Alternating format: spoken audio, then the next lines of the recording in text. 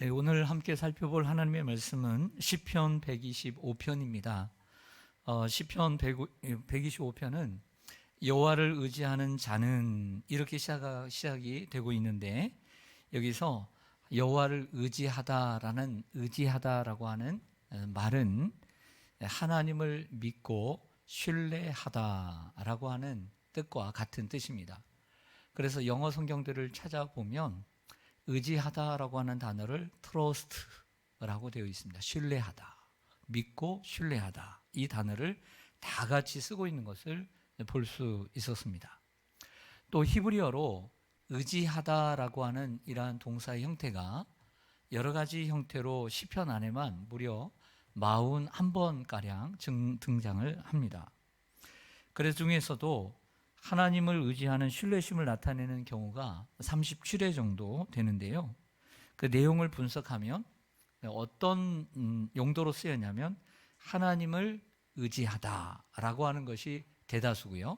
두 번째는 하나님의 이름을 의지하다. 세 번째는 하나님의 은총을 의지하다. 네 번째는 주의 말씀을 의지하다. 이런 표현들이 각각 두 번씩 나오고 있는 것을 볼 수 있습니다. 오늘 1절을 먼저 한번 보시겠습니다. 여호와를 의지하는 자는 시온산이 흔들리지 아니하고 영원히 있음 같도다. 아멘. 우리 교회가 시온산 교회이기 때문에 이런 구절들 같은 경우에는 남일 같지가 않죠. 더더욱 우리 마음속에 다가오는 말씀입니다. 여기에 시온산은 예루살렘 성이 있습니다. 예루살렘 성이 좀 모양이 있는데, 예루살렘 성에서 어느 쪽에 해당하냐면 여러분들이 볼 때는 남서쪽에 자리를 하고 있어요. 예루살렘 성이 아닌 성 옆에 남서쪽, 여러분들이 봤을 때. 그래서 예루살렘을 쭉 올라가다 보면 제가 볼 때는 이쪽에 이렇게 시온산이 자리를 하고 있어요. 시온산이.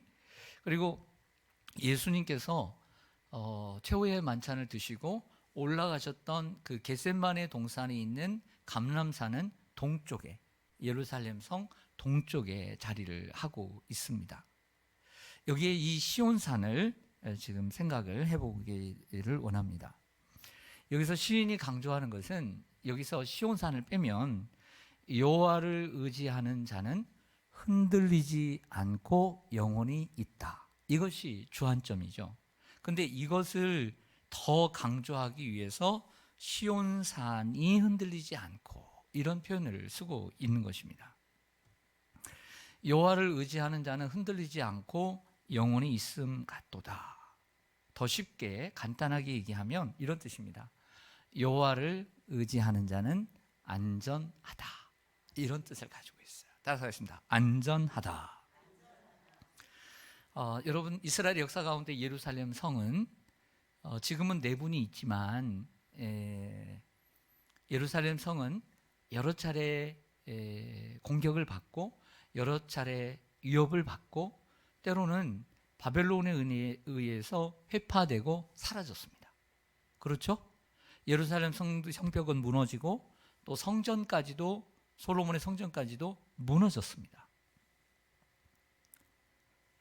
예루살렘 성은 사람이 지은 것이기에 사람들에게 공격을 당할 수도 있고 무너질 수도 있고 회파될 수도 있지만, 그 곁에 있는 시온산은 흔들리거나 무너지거나 그리고 없어지지 않고 그대로 남아 있겠죠. 할렐루야. 건물은 무너져도 산은 그대로 있는 것이죠. 요즘 그 태종 이방원이라는 사극이 오래간만에 사극이 올려지고 있는 것으로 알고 있습니다. 고려 말에 삼은이 있었습니다. 야은 길재, 포은 정몽주, 목은 이색. 이들은 세 사람은 모두 다 호에 은자라고 하는 한자가 공통적으로 들어가 있습니다. 그래서 이들 세 선비를 우러러 보는 후진들이 이 어른들을 존경하는 뜻에서 삼은이라는 말을 붙여주게 되었다고 합니다. 그 중에 야은 길재가 고려 말에 새로운 조선이 세워지고 난 후에 이런 시를 씁니다. 500년 도읍지를 필마로 돌아보니 산천은 우고하되 인걸은 간데 없다. 어즈버 태평연월이 꿈이런가 하노라. 우리가 학교를 다닐 때 배웠던 이러한 시입니다. 벼슬이 성균관 박사에 이르렀던 이 야은 길제가 새로 등장한 이 조선조에서 또 다시 그에게 벼슬을 내리려고 했어요. 너무 훌륭하니까. 그런데 이 고려의 충신이었던 야은 길제가 거절을 합니다. 그리고 난 다음에 남긴 시입니다. 500년 가까이 이어온 고려조가 불행하게도 다 무너지고 새로운 왕조가 들어섰습니다. 그래서 길제는 필마, 그 말을 타고 옛 도성을 한 바퀴 돌았던 것이죠. 돌아보니 산천, 즉 그 곁에 있던 송악산과 예성당은 그대로 있는데 걸출한 인물들, 그 나섰던 훌륭한 젊은이들은 온데간데 없더라는 거예요. 그래도 임금을 모시고 태평성대를 노래하던 그 시절과 돌아오지 못하는 그날들이 그립기 짝이 없었다는 시입니다. 여기서 말씀드리고 싶은 것은 이 시의 내용처럼 새로운 나라가 세워지고 역사는 변해도 산천은 의구하다는 거죠. 산천은 여전히 있더라는 거예요. 마찬가지로 예루살렘 성은 공격을 당하고 회파되어도 그 곁에 있던 시온산은 늘 변함이 없었겠죠. 그래서 시간이 가도 흔들리지 않았던 시온산처럼 하나님을 의지하는 사람은 시온산이 흔들리지 않고 영원히 있는 것처럼 안전할 것이다. 이렇게 말을 하고 있는 내용입니다. 오늘 2절로 가보겠습니다. 2절 같이 한번 읽을까요? 2절 시작. 산들이 예루살렘을 두림과 같이 여호와께서 그의 백성을 지금부터 영원까지 두루시리로다. 아멘. 약 2달 전에 제가 시편 121편을 이 시간에 제가 설교한 적이 있습니다. 내가 산들을 향하여 눈을 들리라. 나의 도움이 어디서 올까? 나의 도움이 천지를 지으신 여호와에게서로다 라고 시작되는 이러한 시편 121편을 제가 말씀을 드리면서 이스라엘의 지정학적인 것을 제가 말씀을 드렸습니다. 더 간단하게 말씀을 드리자면 이스라엘이라고 하는 나라의 수도인 예루살렘은 해발 800m의 높은 자리에 있을 뿐만 아니라 북쪽을 빼고는 삼면이 모든 곳에 골짜기와 함께 그 골짜기 밖으로 산들이 두르고 있습니다. 그래서 북쪽으로 침략하지 않고서는 도저히 침략할 수 없는 자연적인 요새였던 것이죠. 그런데 이 모든 지정학적인 요소를 하나님이 주신 것이죠. 그래서 처음에는 이스라엘 백성들이 하나님을 의지하고 살았던 것이죠. 근데 시간이 가면서 그들은 점점 하나님보다는 그 주위에 있는 산들, 자기를 지켜주고 있는 게 이 산들이라고 오해하고 착각하게 되었던 것입니다. 근데 하나님 뭐라고 말씀하시냐면 그 산들이 너희들을 지켜주는 것이 아니라 그 산들, 하늘과 땅, 그 산들을 주신 하나님이 너희를 지켜주는 것이다. 다시 얘기하면 하나님께서 우리에게 주신 것들이 많은데, 그래서 하나님을 의지하고 감사하고 살아야 되는데, 점점 사람이 그 삶에 익숙해지다 보면 하나님보다는 하나님이 주신 것들을 더 의지하고 더 좋아하고 살게 된다는 것입니다. 이것을 우리는 조심해야 할 것을 말씀하고 있다는 말씀드렸습니다. 그런데 오늘 본문은 거기까지는 나아가지 않고요, 중간에서 싹둑 잘라서 그 산들이 예루살렘 성을 두르고 있는 것처럼 여호와를 의지하는 사람은 하나님이 그의 백성을 두르고 있다. 여기까지만 여러분들이 생각을 하시면 되겠습니다.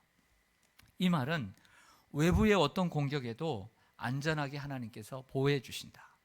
그러니까 2절의 말씀도 1절의 말씀과 같은 말씀을 이렇게 시온산과 예루살렘을 두르고 있는 산들로, 두 개의 산과 두 개의 산들로 강조를 하고 있습니다. 그래서 1절은 하나님을 의지하는 자는 안전하다 이렇게 말할 수 있다면, 2절은 비슷한 단어지만 하나님을 의지하는 자는 안정되다 이렇게 말을 할 수 있어요. 그래서 하나님을 의지하는 사람은 안전하고 안정되다라고 말을 할 수가 있는 거죠.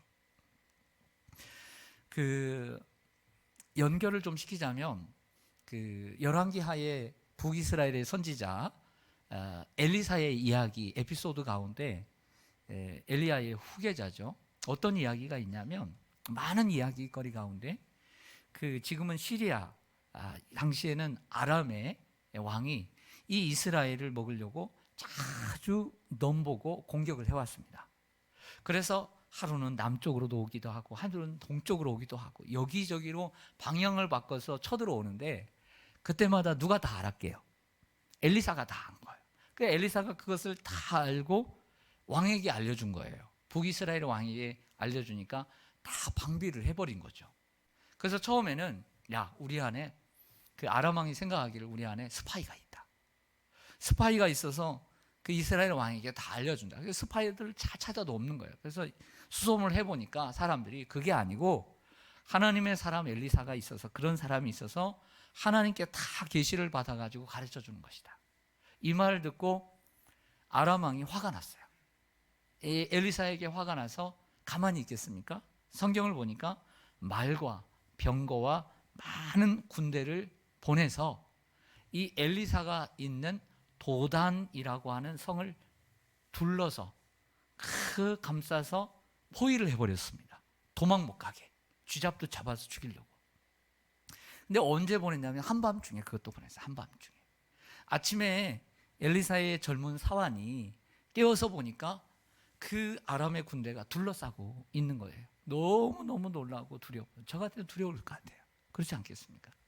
근데 그때 엘리사가 이 사환에게, 사환을 위해서 기도를 합니다. 하나님, 이 젊은 사환 내 종에게 하나님 은혜를 주셔서 눈을 열어 보게 해 주시옵소서.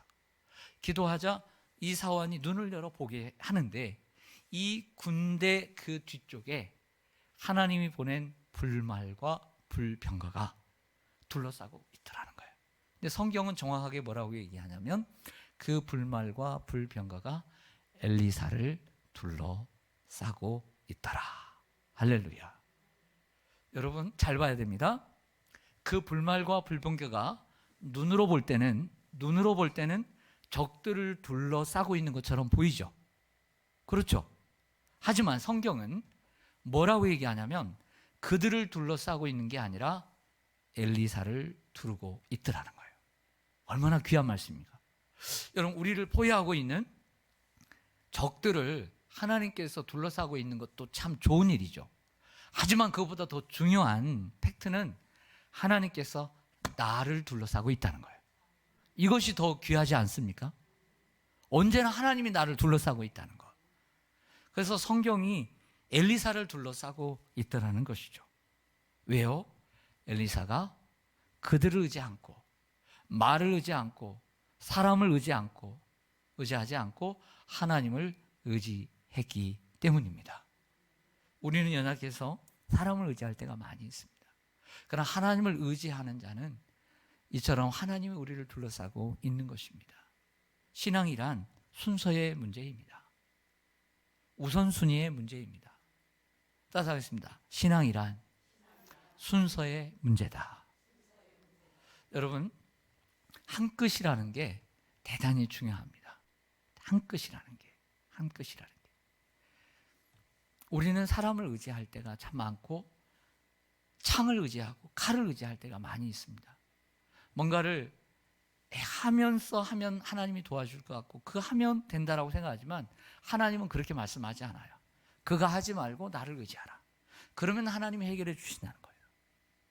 근데 이 순서의 한 끝이 대단히 큰 결과를 낳는다는 것을 기억해야 합니다.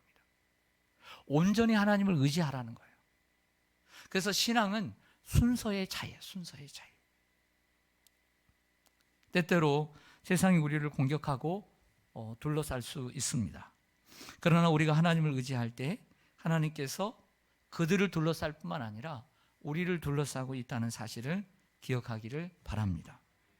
혹시 무언가가 여러분을 둘러싸고 있어서 두려움을 갖고 있지는 않습니까? 뭔가 세상의 것 혹은 어떤 사람이 여러분을 둘러싸고 있어서 여러분들이 두려움을 느끼고 있지 않습니까? 그것을 보면서 그 엘리사의 사환처럼 두려움을 느끼고 계시지는 않습니까? 하나님께서 저와 여러분에게 믿음의 눈을 열어주셔서 그들보다 크신 하나님을 볼 수 있게 되기를 원합니다. 그래서 저는 참 귀한 게 뭐냐면 엘리사가 그 한 사람이라도 종을 위해서 기도했다는 게 참 귀하더라고요. 하나님, 이 종의 눈을 열어 주시옵소서. 여러분, 우리라도 우리의 자녀들이 믿음이 적다면 그런 기도를 해야 되지 않을까요? 하나님, 우리 사랑하는 아들, 사랑하는 딸의 눈을 열어 주님을 보게 하여 주시옵소서. 우리가 이렇게 기도할 때 하나님이 기뻐하세요.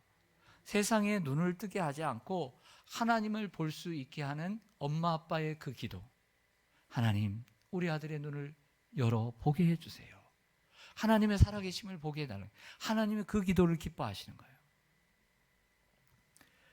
우리 교회 성도님 가운데 참 요즘 우리 목회자들에게 기쁨을 주고 격려를 주는 여러분들 가운데 한 분이 있습니다. 이분이 여러 해 전에 우리 교회에 등록을 하셨어요. 우리 어떤 집사님에 의해서 등록을 해서 이렇게 다니시는데 제가 신방도 갔어요.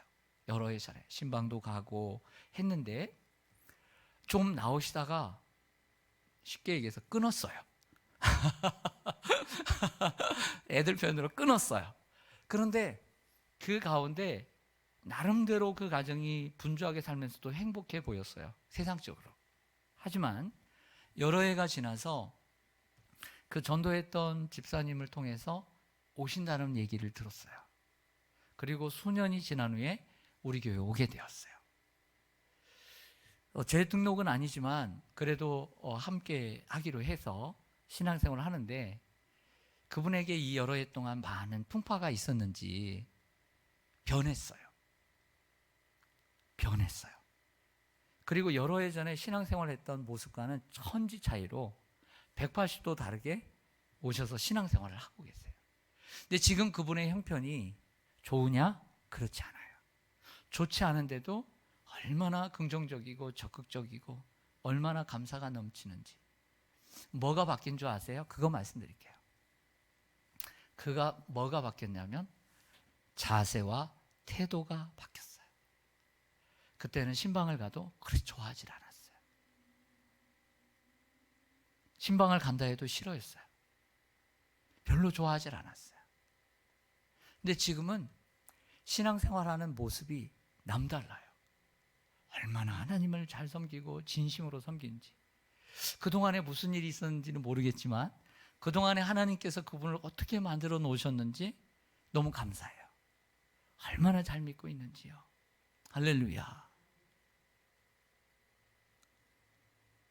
고린도후서 4장 8절에 우리가 사방으로 우겨싸움을 당하여도 쌓이지 아니하며 라는 말씀이 있습니다.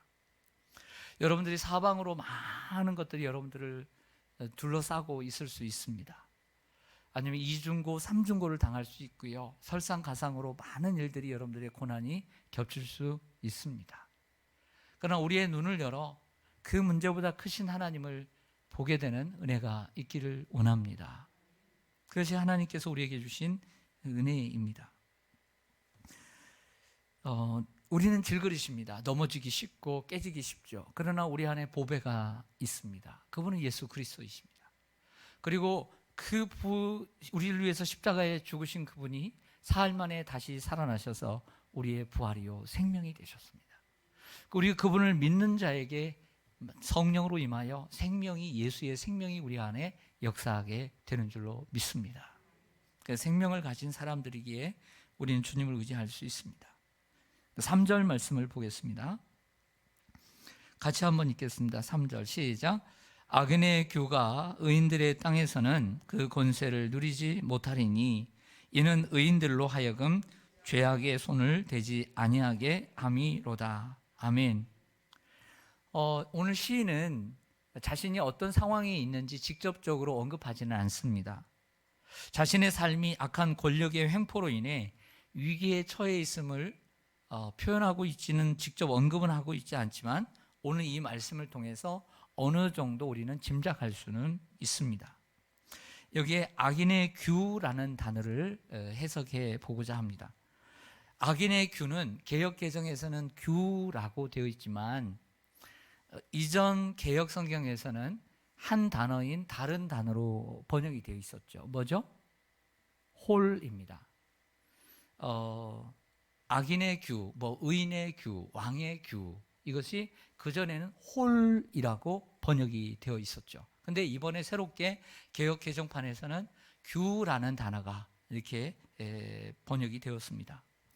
홀 또는 규라고 하는 것은 왕의 권위와 권력을 상징하는 왕이 가지고 있는 지팡이나 쥐봉을 뜻합니다.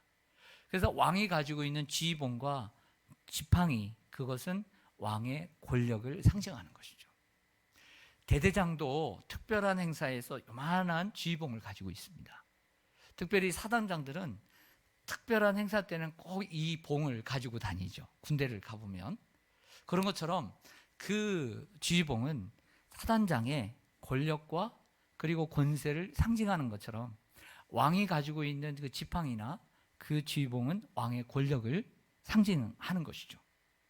그러므로 여기에 악인의 규라고 하는 단어는 조금은 다른 단어로 번역하는 것이 훨씬 좀 부드럽고 낫다고 생각합니다. 그것은 뒤에 있는 권세라고 하는 단어로 번역하면 훨씬 더 표현이 쉽지 않을까라고 생각을 합니다. 그래서 제가 한번 볼게요. 악인의 권세가 의인들의 땅에서는 그 권세를 누리지 못하리니, 어때요? 훨씬 낫지 않습니까? 그래서 악인의 규, 그 악인의 홀이라는 단어가 잘 모르면 이게 뭔 단어인가, 뜻인가 잘 모를 수가 있습니다. 악인의 그 권세가 의인들의 땅에서는 권세를 누리지 못한다, 힘을 누리지 못한다라고 하는 것이죠. 악인의 권세가 아무리 강하다 할지라도 하나님을 의지하는 사람은 죄악의 손을 대지 않도록 지켜주신다, 의인을 지켜주신다는 것입니다. 그러나 사실 한번 생각해 보죠. 우리가 하나님께서 우리와 함께 하신다는 것은 알지만 우리가 악인의 다스림 속에 혹은 죄악의 어떤 손길에 우리가 자유롭지는 못하잖아요. 그렇지 않습니까? 언제나 하나님이 우리를 지켜주신다는 것은 믿지만 악인의 권세에 자유로울 수 있나요? 예를 들어서 우크라이나에는 그리스도인이 없을까요? 러시아가 침공을 하고 전쟁은 계속되고 그리고 악한 정벌이 계속되고 있는 가운데 그 가운데 그리스도인은 없을까요? 그렇지 않죠. 러시아는 정교회라는 것이 있습니다.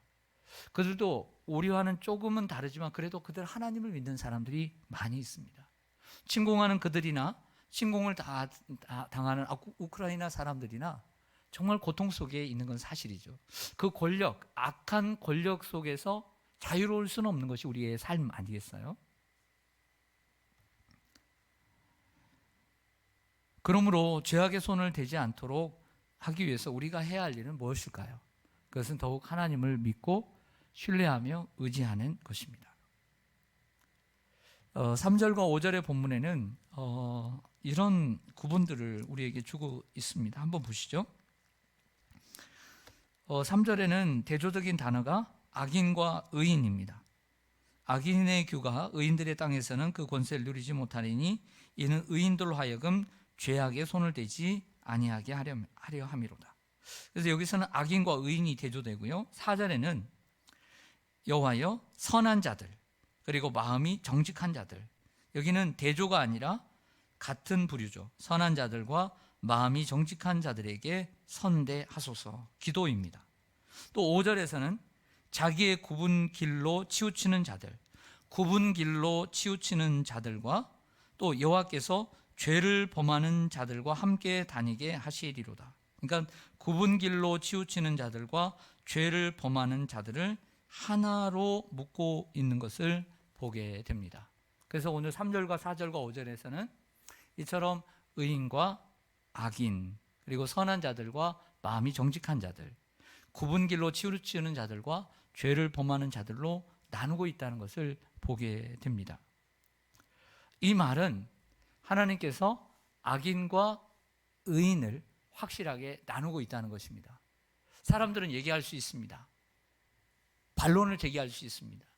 아니, 사람이 악할 수도 있고 선할 수도 있고, 또 악한 자들의 마음속에는 선한 마음도 들어있고, 아무리 선하다 하더라도 악한 마음이 들어있는 것일 텐데, 어찌하여 하나님이라는 분이 누구는 악인이라고 하고 누구는 선인이라고, 이렇게 의인이라고 구분할 수 있느냐?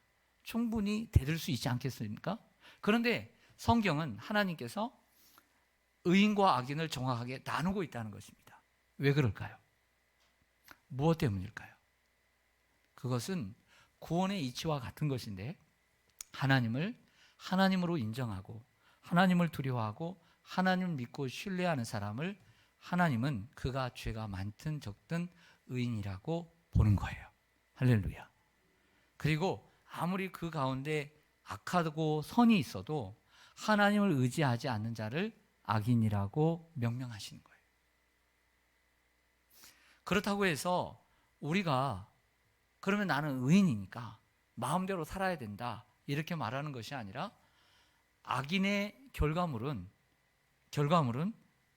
굽은 길로 치우치고 죄를 범하는 길로 가는 것이지만, 의인의 결과물은 선하고 마음이 정직해야 함을 우리에게 보여주는 것입니다. 우리가 믿음으로 말미암아 구원을 얻습니다. 사람이 행위로 말미암지 않고 예수 그리스도를 믿음으로 말미암아 구원을 얻지만, 구원을 얻는 우리는 마땅히 선한 열매를 맺고 살아야 될 줄로 믿습니다. 이것이 구원의 진리이고 구원의 삶인 것입니다. 그래서 야고보서 기자는 뭐라고 얘기했죠? 갑자기 얘기하려니까 생각이 안 나는데 좀 가르쳐 주세요. 네, 행위를 얘기했죠. 믿음으로만 의롭게 되는 것이 아니다. 믿음으로 되는 것이 아니라 행위로 의롭게 되는 것이다 라고 얘기를 하고 있어요. 행함이 없는 믿음은 죽은 믿음이다 라고 한 것처럼, 의인은 믿음으로만이 아니라 그 행위로서 온전한 믿음을 갖춰야 하는 것이 성경적인 진리인 줄로 믿습니다. 그래서 여기에 선하고 착하고 정직한 것은 우리 믿는 자들이 맺어야 되는 성령의 열매라고 말할 수가 있습니다. 사랑하는 성도 여러분, 적용을 하고 마치겠습니다. 시편 125편에서 우리 하나님은 무엇에 비교하고 있냐면 산과 같다고 비유하고 있습니다. 하나님은 산과 같은 분입니다. 산은 불변합니다. 시편 기자가 어린 시절에 그 산을 보았습니다. 시온산을 보았습니다. 그런데 청년이 되어서도 보니까 여전히 그 산들이 예루살렘을 두르고 있었습니다. 나이가 들었을 때도 그 산들이 자리를 지키고 있었습니다. 마찬가지로 하나님도 이와 같다는 것이죠. 우리가 어릴 때부터 신뢰했던 그분이 청년의 때에도, 백발이 될 때에도 여전히 우리를 두르고 계십니다. 하나님은 변하지 않으시며 믿을 수 있는 분이십니다. 세상은 변합니다. 사람도 변합니다. 하지만 하나님은 변함이 없으시며, 히브리서 기자의 고백처럼 하나님은 어제나 오늘이나 영원토록 변함이 없는 줄 믿습니다. 또한 그 산은 우리에게 안전을 제공합니다. 하나님은 자신을 의지하는 자들을 둘러싸고 지키십니다. 하나님은 우리에게 시온산과 같습니다. 우리 1절을 읽고 마치겠습니다. 1절입니다. 시작. 여호와를 의지하는 자는 시온산이 흔들리지 아니하고 영원히 있음 같도다. 아멘. 그러므로 우리는 하나님을 어떻게 해야 될까요? 의지해야죠. 믿고 신뢰해야 될 줄로 믿습니다. 세상을 더 크게 보는 것이 아니라, 하나님 내 눈을 자꾸 열어 주옵소서. 하나님 내 눈을 오늘도 열어 주셔서 사람과 삶을 보지 말고 세상을 보지 말고 하나님을 더 크게 볼 수 있는 하루가 되게 하여 주시옵소서. 그러니까 당연히 우리가 어떻게 해야 될까요? 엎드려야 합니다. 기도해야 합니다. 그리고 하나님 말씀을 붙들어야 할 줄로 믿습니다. 하나님을 의지하는 자는 흔들리지 아니하고 안전하기 때문입니다. 그리고 하나님은 악인들과 굽은 길로 치우치는 자들에게서 우리 그리스도인들을 지켜주시는 줄로 믿습니다. 할렐루야. 이렇게 빨리 끝나도 될까요? 네, 용서하시죠? 제 능력이 여기까지밖에 안 되더라고요. 뭐 머리도 아프고 몸도 그렇고 능력의 한계가 부딪혀가지고 이 말씀에서 더 쥐어짤 게 없더라고요. 네, 이해하시고 할렐루야. 우리 기도에도 있으니까 구역장 기도에도 있으니까 네, 널리 이해해 주시기를 바랍니다.